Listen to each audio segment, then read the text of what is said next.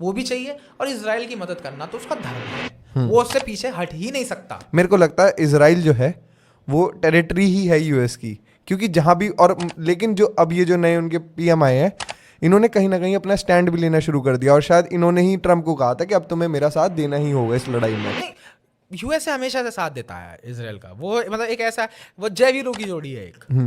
जय के बिना वीरू कुछ नहीं करेगा, ठीक है। जय के बिना वीरू कुछ नहीं करेगा। इसराइल अपने आप में सक्षम है भाई, बहुत टॉप, वर्ल्ड की टॉप टेक इसराइल के पास है, वर्ल्ड की सबसे अच्छी एजेंसी उनके पास है, मोसाद मोसाद, सीक्रेट एजेंसी। हाँ। पता भी नहीं चलता कहाँ कहाँ से कहाँ होके निकल जाते तो वो हैं। मैंने एक बहुत तगड़ी बात सुनी थी, अभी मैं किसी की बात ही सुन रहा था कि जो ये ईरान के टॉप वो है ना ब्रास, वो कहते हैं कि हमारे बीच में मोसाद बैठा हुआ है और हमें नहीं पता कौन कहते है। नहीं है भाई, इट्स प्रूवन।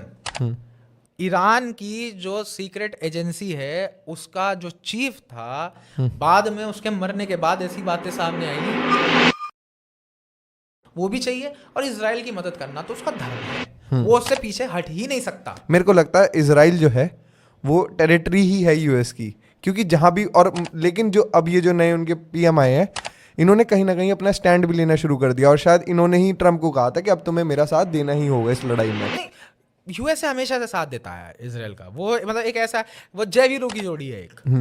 जय के बिना वीरू कुछ नहीं करेगा, ठीक है। जय के बिना वीरू कुछ नहीं करेगा। इसराइल अपने आप में सक्षम है भाई, बहुत टॉप, वर्ल्ड की टॉप टेक इसराइल के पास है, वर्ल्ड की सबसे अच्छी एजेंसी उनके पास है, मोसाद मोसाद, सीक्रेट एजेंसी। हाँ। पता भी नहीं चलता कहाँ कहाँ से कहाँ होके निकल जाते तो वो हैं। मैंने एक बहुत तगड़ी बात सुनी थी, अभी मैं किसी की बात ही सुन रहा था कि जो ये ईरान के टॉप वो है ना ब्रास, वो कहते हैं कि हमारे बीच में मोसाद बैठा हुआ है और हमें नहीं पता कौन कहते है। नहीं है भाई, इट्स प्रूवन। ईरान की जो सीक्रेट एजेंसी है उसका जो चीफ था, बाद में उसके मरने के बाद ऐसी बातें सामने आई,